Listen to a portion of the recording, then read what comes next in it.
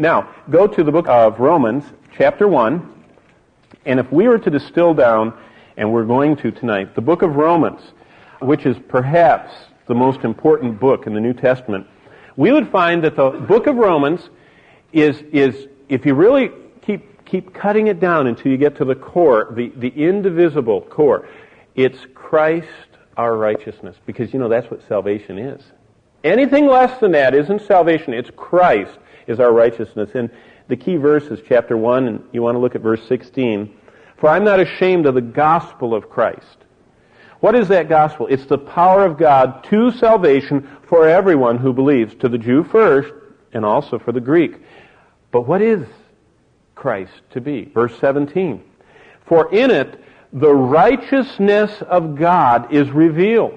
Christ is our righteousness. He has revealed the righteousness of God and how we can obtain and live in that righteousness. From faith to faith, as it is written, the just shall live by faith. What a wonderful verse. It's one of 3 times that little verse is quoted from the Old Testament prophet into the New Testament. But when the Apostle Paul wrote this book, he was most likely sitting in Corinth. He wrote it around 57, 58 A.D., and he was looking out the window in Corinth, and that's why chapter 1 he starts talking about the decline and fall of the human race, because that's what chapter 1 is about. In fact, someone came to me this week and they said, I have a friend, and they become gay, actually a lesbian. They said, does the Bible talk about that? I said, the decline and fall of the human race is in Romans chapter 1. And Paul wrote that looking out the window at the seaport town of Corinth, where every kind of vice and immoral practice was going. And he explained in this book what happened. You can read about that. But as Paul's letter is probably better known in the church than any other book, it is probably, as I said, the most important book in the New Testament. Why? Because it lays down the great doctrine of justification by faith alone, without us having to please God with our works. Works follow. Works are not that thing which we offer to God to start. It's our faith. The key verse outlines the message of this whole book. The person of the gospel is Christ. Look at verse 16 again as I'm reading it in verse 17. For I'm not ashamed of the gospel, what? Of Christ. He's the person of the gospel. The gospel is also the power of God, for it is the power of God unto salvation. It is the purpose of the gospel is salvation. It's the power of God unto salvation. So the person of the gospel is Christ, and the power of the gospel is God. And the purpose of the gospel is salvation, and it keeps going. It's a wonderful verse. Because it says the people are all. It's the gospel that is for everyone who believes. Continuing to read, if you look at the next part, the plan is that they believe, that they have life-changing faith. Because remember, saving faith is life-changing faith. That's why the Lord, did you know what He spent most of His ministry doing? Trying to talk people out of their belief that they were okay with God.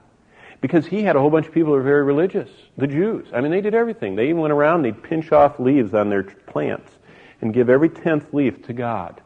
Very religious. He said, but religion won't get you to heaven.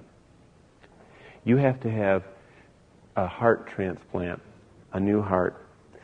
Also, not only is the person of the gospel Christ, the power of the gospel is God, the purpose of the gospel is salvation, the people of the gospel are all. The plan of the gospel is belief, and the result, look at the end of verse 17, is living by faith. As you have received Christ, so walk in Him.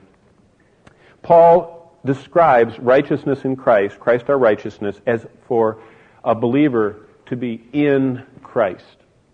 Now, remember I said a little earlier that only the saints were to sing? Some of you got a little, paralyzed by that. And then about 2 minutes later, I said hi to Saint Theodore. And some of you got like this because, you thought saints were supposed to be dead and on your dashboard. That's not true. Saints are those who are in Christ. In fact, Paul believed that so much, he uses the term in Christ no less than 164 times. In fact, you can outline all of the rest of his letters with this blessed, life-penetrating secret. It's at the heart of every one of his epistles. It says in the book of Romans that righteousness is us being in Christ. In Corinthians, sanctification is us being in Christ. In Galatians, true liberty or freedom is us being in Christ. In Ephesians, to have oneness in Christ.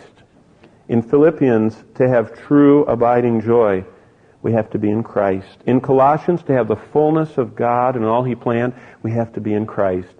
In the Thessalonians, to be secure and to be unto that day kept, we have to be in Christ. And that's what the book of Romans lays down the framework for.